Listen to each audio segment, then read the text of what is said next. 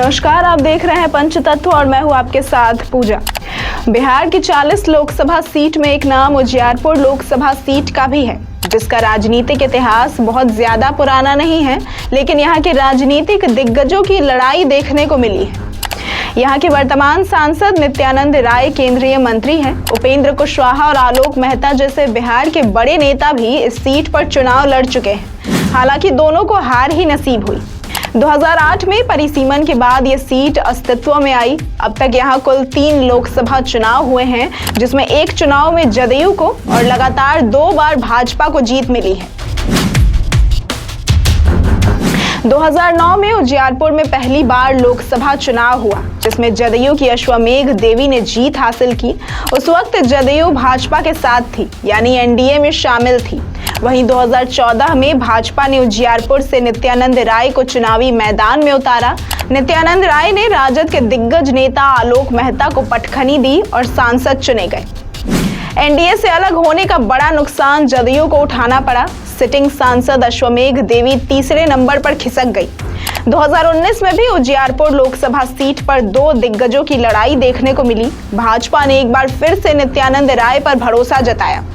वहीं महागठबंधन की तरफ से रालोसपा के उपेंद्र कुशवाहा चुनावी मैदान में उतरे। हालांकि उपेंद्र कुशवाहा को जीत नसीब नहीं हुई और एक बार फिर से नित्यानंद राय ने बाजी मार ली। इस तरह यहाँ तीनों चुनाव में एनडीए प्रत्याशी की ही जीत हुई। बता दें कि नित्यानंद राय फिलहाल केंद्रीय मंत्री हैं। उजियारपुर में 2024 के चुनाव में पिछले बार से समीकरण बदले से हैं। जिस उपेंद्र कुशवाहा को नित्यानंद राय ने हराया था, वो अब अपनी पार्टी के साथ एनडीए में शामिल हो चुके हैं, जिसका फायदा एनडीए को मिलना तय भी है। वहीं दूसरी तरफ जदयू और राजद का भी गठबंधन हो चुका है, जिसको लेकर फिलहाल ये अनुमान लगाना कठिन है कि दोनों में से कौन सी पार्टी अपने उम्मीदवार यहां से उतारेगी। हालांकि ये चर्चा तेज है कि राजद विधायक और बिहार सरकार में मंत्री आलोक मेहता को एक बार फिर से चुनावी मैदान में उतारा जा सकता है।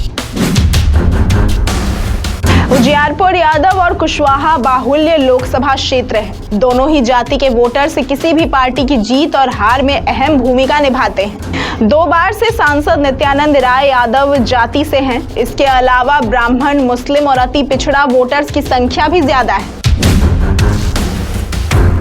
अब बात कर लेते हैं उजियारपुर लोकसभा के अंतर्गत आने वाले विधानसभा क्षेत्र के बारे में। 6 विधानसभा क्षेत्रों में 2-2 पर राजद और भाजपा का कब्जा है, जबकि जदयू और सीपीएम के पास 1-1 सीट है।